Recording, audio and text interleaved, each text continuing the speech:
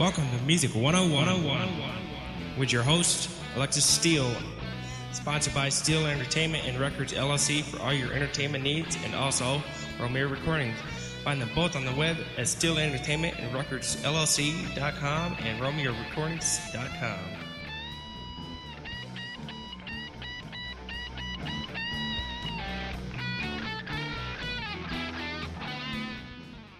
Hi, this is Alexis Steele with Music 101. It's with great pleasure that I have tonight the original G-Man of hip-hop. How you doing tonight, G? Hey, I'm good. How are you, Miss Alexis? Very good, very good. I'm glad you could join us tonight. Hey, G-Man, where are you originally from? Where are you from? I'm originally from New York. I was born in Queens, New York. Okay, and so where are you located now? Now I reside in North Carolina. Ah, very cool, very cool. All right, so did you come from a musical family? Well, my dad, he sang when he was younger, and my mom, she sang and danced. So I guess you can kind of say, yeah, I did. All right. So how old were you when you seriously started getting interested in music? Well, seriously, or just loving music. Of course, when you were young, you used to get a nickel here, a dime there, a quarter here, a dollar there to dance around family members and with the latest dancers that were out as a young child, if you will. And I guess getting real serious in the music, I guess it had been in the mid to the late 70s. You know what I mean? And when I say serious, that means I started really adapting to that aggressive music at that time, which was hip hop. And the very birth of music, so I really started taking it serious then, in the birth of hip-hop. Mm-hmm. So who were your musical influences? I had several musical influences. Michael Jackson, Diana Ross, Barry White, and Fred Astaire, little or not. He was more known as a dancer, but he was musically inclined as well. So, I look at the greats in the music, like Sammy Davis Jr., Frank Sinatra, Elvis, the people that was great in their time perspectives, Ray Charles, of course, the list can go on and on. I can sit here and Smokey Robinson, I can go on and on and call great names that was influence for me and what I do. Okay, very cool, yeah. All definitely a lot of great artists for sure. Okay, so you wound up getting signed with the Sugar Hill Gang family, right? Yeah, well, it's Sugar Hill. It was the Sugar Hill record. When they say Sugar Hill record, Sugar Hill Gang family. Speaking of the subsidiary labels that were owned by the people that own or part own some of the Sugar Hill records. I was signed directly to Joey Robinson Jr. And his direct label at that time was a label titled Bonamy Records. So it allowed me to become a part of the family, and I got so deep into the Sugar Hill aspect that I literally did the hand catalog for a lot of their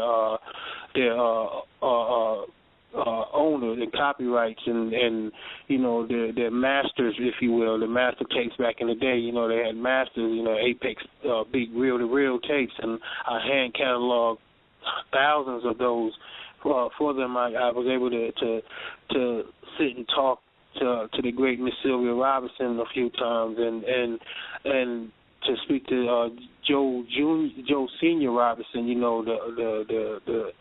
owner of the label as well, because Miss Sylvia Robinson created Sugar Hill Records, the lady that did Pillow Talk, if you remember back in the day, and I got to meet the entire family, from their oldest son, which was Joey, to Leland, which is their middle son. I like Leland. He's a brainiac, brain. He's a genius in what he does, and of course, Skilchy, the baby of the family. So that lets you know the intricacy that I was when it came to Sugar Hill. Okay. All right. So how did you wind up becoming the hype man for Rob Bass and DJ Easy Rock? Wow, that was crazy. That's a story in itself, because initially for Rob Bass, I was his bodyguard starting off, and some of the practices would go on with him not knowing that I was part of this hip-hop culture way before I met him, you know, but the fact that it was his time to shine, and I recognize that and I respect that. I always stay in my lane. And so, but I was his bodyguard at the time, so I was taking on some of the duties of the people that would show up to the rehearsals late, and he started realizing, him and his manager at the time realized that, you know, that, hey, G got a little bit of skills there, and he's on point, and he's on time, and then is when I opened up and let him know, hey, this is not my first rodeo, buddy. You know, and not to be funny, but I'm really into this thing here, and I had flow. You know, I mean, it wasn't the greatest flow probably, but it was some of the best flow from old school, from back in the day that you probably could have heard at that time period and that's the late 80, 89, 90 when It Takes Two and all that was coming out. You know what I'm saying, or getting hot, if you will, and so.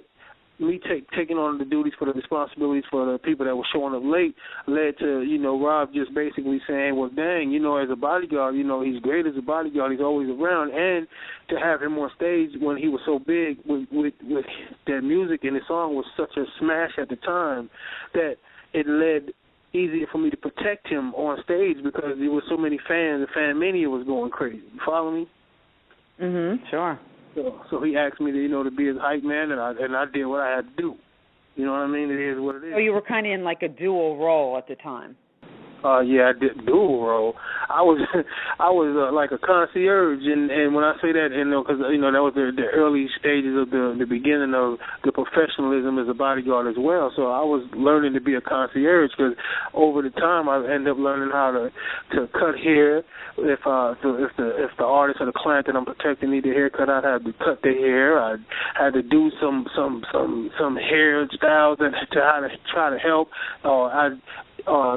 Chef it up, get in the kitchen because I'm a chef by trade, so I have papers in culinary skills, so I'm able to start the queue up and get it jumping. You know what I mean? So it was a lot of different diversity that I brought to that I learned over the years that I could bring to that artist, which was Rob at the time. Wow, so that's like a package deal. So you're bodyguard, you're chef, you're hair cutter, you're hype man, you know, you got it all covered. Well, hey, that's God. You know, that's what Mary said it best. You know, it's the God in me. You know what I mean? And I give the glory back to Him. And when I do that, I know I'm not going to fail. I'm good. You know what I mean? Yeah, absolutely. So, what years was all this happening with Rob? Well, I met Rob in '87. The end of '87, early '88, and the song "It Takes Two" came out in, I believe, late '88, early '89, roughly. It became a smash in late '89, early '90. You know what I mean? It became the number one song. Excuse me. And then it became a smash as it got along with follow-up songs like "Joy and Pain," "Get on the Dance Floor," "Turn It Out," "Outstanding." And mind you, now we was one of the very first hip-hop R&B acts out, so that's history making within itself. On a bad note, from where it goes to now, from then to now, not knowing the business like then, like we should have, but knowing it like we know it now, we was one of the first groups that had some legal ramifications for copyright infringement. So it taught us how to step the game up. And people learned from what we went through. And a lot of people tend not to want to give props where props is due because everybody fell into this gangster realm of loving the gangster stuff, and they forget that some of the people that paved the way for you young guys that's coming through the game came from back then, and we didn't want this violence. You follow me? And this craziness. So that's where it all stems with me. Oh, absolutely. And It Takes Two, I mean, that was a big hit then, but they still play it in the dance clubs now. It's one of those timeless classics, you know? Oh, yes, ma'am, I do. I definitely do. And it's amazing because that song was such a huge hit that, you know, like I still do it a little bit in part of my stage performance now. I still do it just a little bit, and the crowd still react and go crazy. And sometimes you don't even have to say nothing but put one hand in the air at a time, and for some reason, in unison, people start saying, woo, yeah, and then if you listen to top samples throughout the world now, it's either hit it, You know what I mean? Or you're about to be expressed by the sound. All that. Or you're about to be possessed by the sound of MC Rob bass. And you still hear those iconic intros and those iconic hooks and sayings that's global now. You know what I'm saying? Absolutely. Okay, so now for you, we recently released your first single. Yeah. And that's what it is. Who That Got Your Back. You want to give a little bit of background on that song? How that song came about? Well, it's more about a metaphor of who really has your back. When it boils down to it, is it your friends in the street? Is it your girl and family in the house, or is it your Lord and Savior, or the Almighty, or whoever you praise, or whoever your God is? You see what I'm saying? So that's where that comes from, and it boils down to me making a choice, knowing that I know God got my back. No matter what nobody says, what nobody do, I'm here to bring good. So I know who got my back. Absolutely. Well, what we're going to do is take a listen to Who That Got Your Back, and we'll be right back with more of the original G-Man of hip-hop on Music 101. Yep. Yeah. Some people get false prophesized. Feel me? Claim they got your back. Well, alright. Say that who they got your back. Say that who they got your back. Say that who they got your back. Say that who they got your back. Say that who they got your back when times be getting rough. Say that who they got your back when times be getting tough. Say that who they got your back when you can't take no more. Say that who they got your back when you down on the floor. Say that who they got your back when times be getting rough. Who they got your back when times be getting tough. Say that who they got your back when you can't take no more. Say that who they got your back when your back's against the wall. Say that who they got your back when you up in the morning. Say that who they got your back when you stretching and yawning. Say that who they got your back sending your kids off to school. Say that who they got your back cooking your ass that hot food. Say that who they got your back. Is it she that got your back? Is it he that got your back? Yeah. Say that who they got your back. Rough time in the slums coming up when I was young. Raised on the block with little kids that carry guns. 4 brothers, 3 sisters, so I never had to run. We gon' stomp your ass out, you put your mitts on one. Yeah, you know who got your back. When my little sister died, we came equipped with them straps. No talking, no playing, we come to lay your ass flat. And we ain't worried about the pen, cause we all did that. They don't never have your back, so I'm strapped like a seatbelt. Take you on a ride, I'ma show you how this heatin' well. ATB, Obama, Indiana, Bin Laden, been swaggin', wipe me down with a napkin. Ride with me on your ankles, boy, this is beef time. See them around the corner, caught them slipping on the east side. I don't need no yes man, so what you doing around here? I don't think twice, I leave till right here. Say who they got your back when times be getting rough. Say who they got your back when times be getting tough. Say who they got your back when you can't take no more. Say who they got your back when you down on the floor. Say who they got your back when times be getting rough. Who they got your back when times be getting tough. Say who they got your back when you can't take no more. Say who they got your back when your back's against the wall. On the down low, I see you, man, creeping through the door. I see you, man, tight flows. I see you, man, whoops, here we go. I see you, man, less said more. I see you, man, hydro.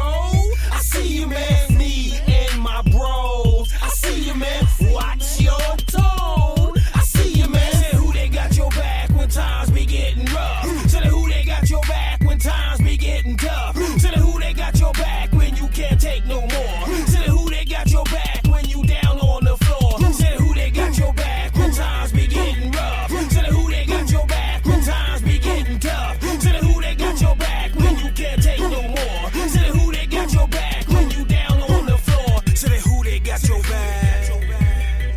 Say who they got your back. Say who they got your back. Say who they got your back. Okay, we're back with G-Man.